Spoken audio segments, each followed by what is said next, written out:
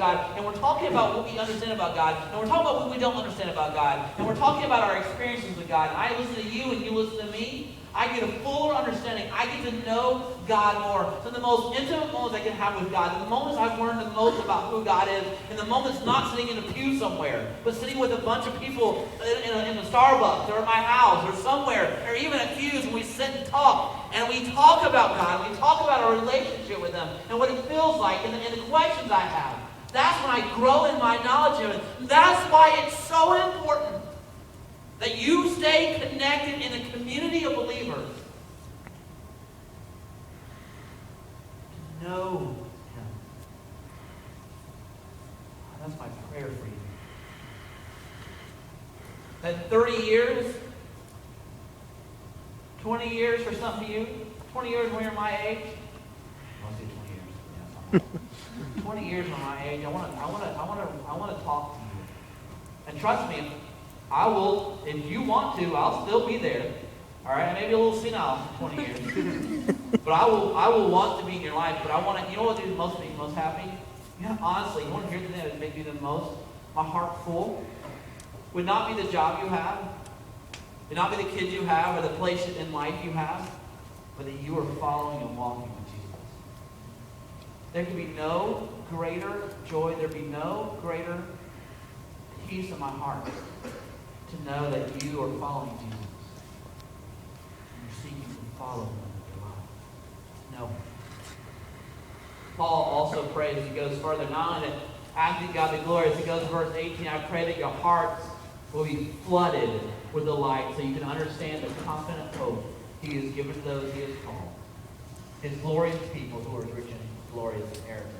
I pray that your hearts will be flooded. I love that word flooded. It doesn't seem like God, Paul is praying that you just don't maybe kind of grasp it, maybe get a little whiff of it, but your life is overwhelmed with, indulged with, just overcome with the light, the understanding of the hope that you have in Jesus Christ. That's my prayer. Not only that you know Him, but that you have a hope in Him. See, the difference for me and everybody else should not be my knowledge, should not be how nice I am, it shouldn't be how holy I am, it should be how much hope I have. And hope can only come in Jesus Christ. Definition of hope is an expectation of greatness.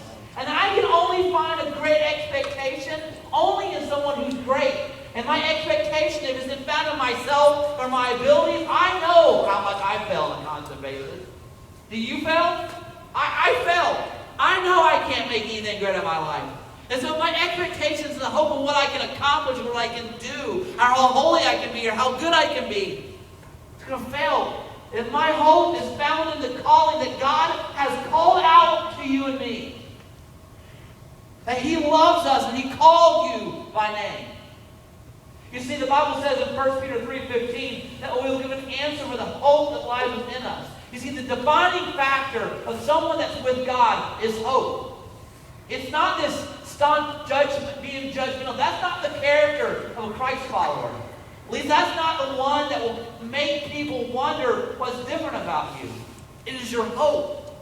This is the one thing, if you live a life of hope, if you're a Christ follower, you should not live a life of depression and just darkness. You should understand if you are, it's because you don't know the hope that God's called you to.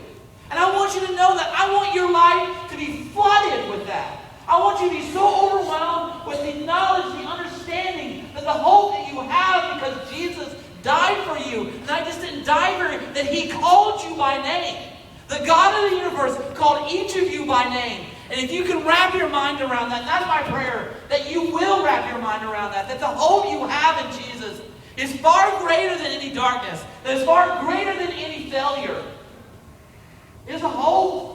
There's a hope not just for the future, it is a hope for now.